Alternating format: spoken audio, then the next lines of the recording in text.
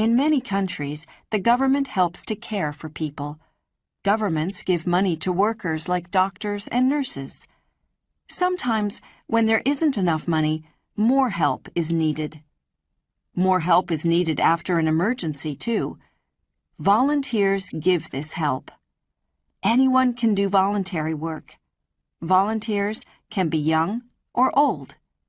Many volunteers work with charities that help people all around the world.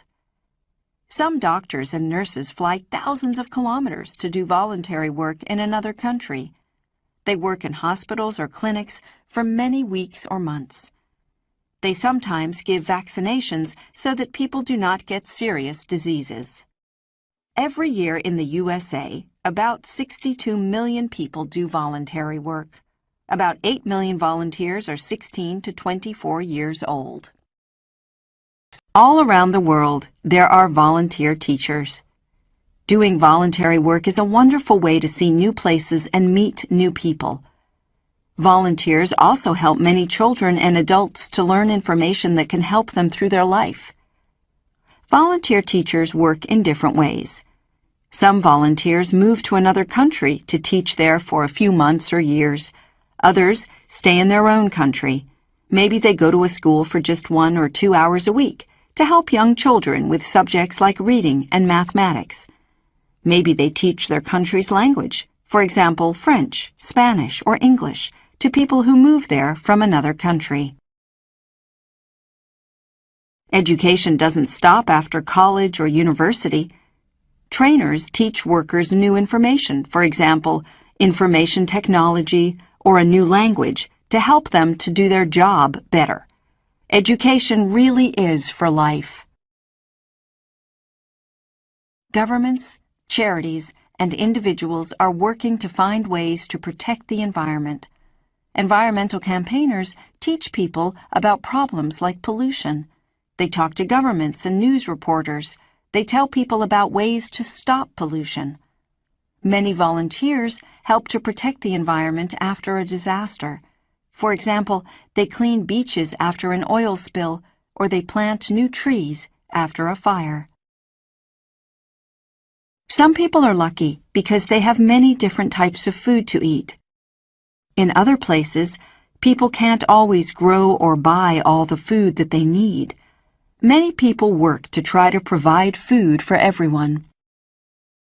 Healthy food helps people to stay well because it has lots of important nutrients. When people grow food, they help themselves and other people too. Some people have a garden or other land where they can grow fruit and vegetables for family and friends. Maybe they can't provide all the food that they all need, but they can help. Farmers grow most of the food that people eat. In Asia, farmers grow a lot of rice, and in Europe, they grow a lot of wheat. In North America, farmers grow a lot of corn. Farmers also grow vegetables like potatoes, carrots, and onions, and fruits like apples, oranges, and bananas. Some farmers raise animals so that people can eat meat like chicken and beef. People in some parts of the world have as much food as they need to be healthy. People in other parts of the world don't have enough to eat, and sometimes they are so hungry that they can die. In some places, people can't grow crops because the weather is too hot and dry or too wet. This often means that they don't have enough to eat. Sometimes, people can't buy food because of a war or a natural disaster like a bad storm. Maybe food is too expensive and people don't have enough money to feed themselves and their families. Around the world, more than 1 billion people don't have enough food. Without food and water, people can die after only 4 weeks. Many people work to help others who don't have enough food. Some charities give people seeds so that they can grow food. Experienced farmers teach other farmers how to grow the strongest, healthiest crops, like corn or sugar cane. Some charities help farmers to become fair trade farmers. Fair trade farmers usually sell their crops straight to stores and supermarkets, so that the farmers get more money. This helps them to buy more seeds and to grow more food. Now scientists are even making seeds that can grow with little water. In some countries, scientists have learned to make rain. They put special chemicals into very cold clouds. Our planet Earth and almost everything on it needs water. Without water, plants, animals, and people would die. In some places, there's a lot of water. In other places, there isn't enough water, and this makes life very difficult. A lot of water is used for farming. Crops need water to grow, and animals drink water. In industry, people use water to help machines to work, and so that they can make the things that we need and enjoy. Water is also important at home. We drink water. We use water to wash ourselves, clothes, and dishes, and to clean the home. We also use water when we flush the toilet. Many people work to provide water for farming and industry and for the home. Most of the fresh water that people use comes from rivers, lakes, or under the ground. People build reservoirs to store this water. They also build pipes to take it to different places. In places where there isn't enough water, volunteers sometimes work with local people to build wells to provide water for families. They also help to keep water in wells and springs as clean as possible. Most of Earth's water is salt water in the oceans or frozen into ice. Only about 1% can be used by people for drinking, cooking, washing, farming, and industry. Today there are about 6 billion people on our planet. Every day there are more.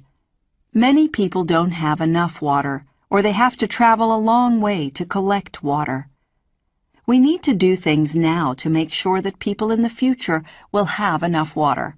We can all help to save water. Don't use too much water when you wash your hands and face, brush your teeth, and wash the dishes. Turn off the water when you have enough. Put water in the refrigerator so that you don't have to turn on the water and use lots of it every time you want a cold drink. Take a shower, not a bath. If you have to take a bath, don't fill the bathtub. Education isn't just for children.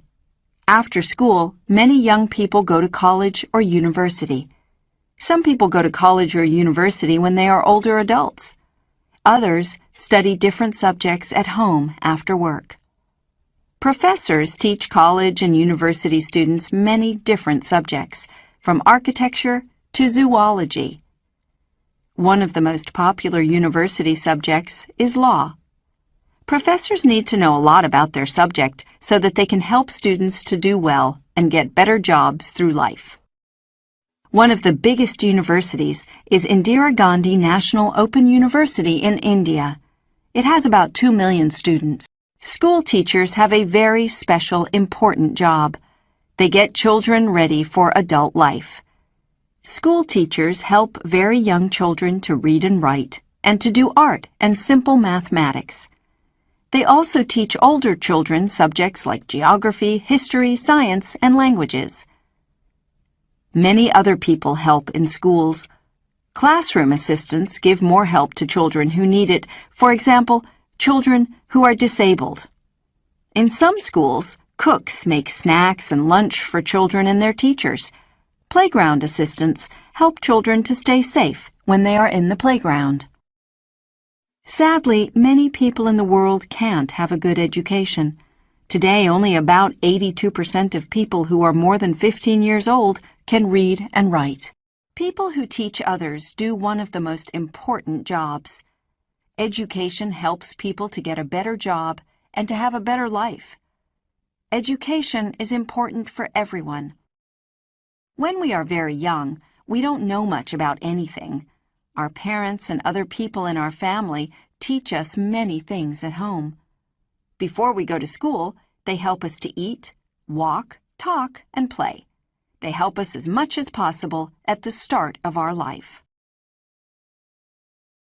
Some scientists have found ways to make clean electricity that does not use fossil fuels.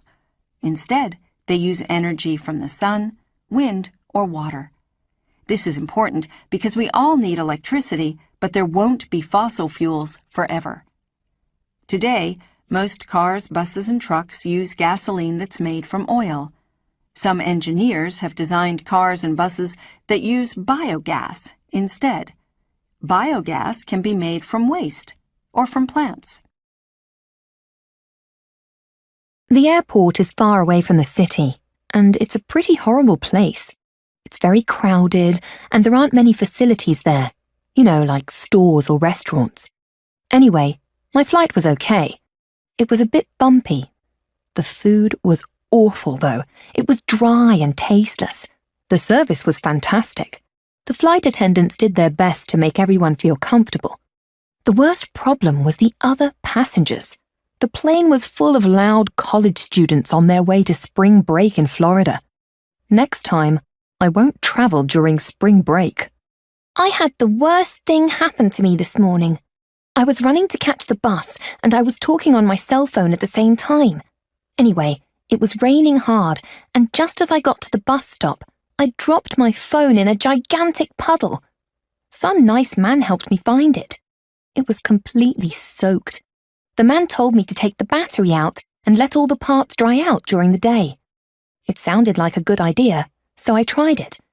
I put the battery back this afternoon and tried to make a call, but it doesn't work at all. Now I'll have to go to the phone store and get a new one. I hate using taxis here. The drivers drive too fast and really dangerously, and they're often rude. The cars are mostly in pretty poor condition. But what I hate the most is that they aren't air-conditioned. It's so hot here. They really need air-conditioned taxis. By the time I arrive somewhere, I feel really hot and uncomfortable. I find that taxis here are okay. They're pretty comfortable. Most of the cars they use are new, and they keep them pretty clean. They're a little expensive, though. I paid $75 to come from the airport. That's too expensive. I guess the thing I hate the most, though, is that the drivers don't speak English very well. It's very difficult to explain to them where you want to go. The taxis here are okay, I guess. The drivers take credit cards. That's the thing I like most about them.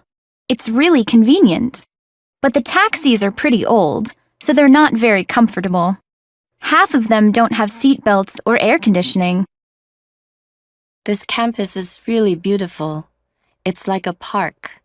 There are lots of plants and trees everywhere. That was one of the reasons I decided to come here. Another was the teachers. I heard the teachers were really great, but a lot of them don't seem to be very interested in teaching. They give boring lectures, and they don't seem to have time to talk to students after class. Another problem is my schedule. I have trouble getting into the classes that I need. It's because the school is overcrowded. However, the other students I've met have been really great. I've made some wonderful friends. I'm afraid I haven't been happy here at all. I think I made a mistake. It costs a lot of money, but just isn't worth it. The classes are really boring, and they don't seem very useful. I want to take a computer science class, and they don't even teach that here. I haven't made many friends either. Everyone thinks it's so easy to meet people, but the other students seem very unfriendly to me. They do have a lot of interesting clubs. There's a photography club I might join. One thing that's nice is the campus. It's very attractive. There are a lot of trees and nice places to sit outside. There's even an outdoor cafe. I guess that's what you're paying for. I guess I really need to get some exercise outside, in nature. Right now, I exercise all the time, but it's always indoors. I lift weights at an indoor gym, and I go swimming every weekend at an indoor pool. I even go jogging on an indoor track. I was watching TV last night when a bicycling competition came on. Now, I'm totally excited about bicycle racing. I would really love to try it. Exercise is really important to me. I like doing things where I keep active, things that are good for my health. My roommate isn't like that at all, though. He wakes up and surfs the internet for hours. Then he plays his guitar in his room all afternoon. I just hate sitting around indoors. I especially hate surfing the internet. I want to meet other people. I also want to get out and visit new places, like out in the country, where you can see some real nature. My neighbor Stacy is incredible. You wouldn't believe all the things she manages to get done. She works at a big law firm downtown and works really long hours. She also volunteers on the weekends. To top it off, her house is always spotless. I honestly don't know where she finds the time.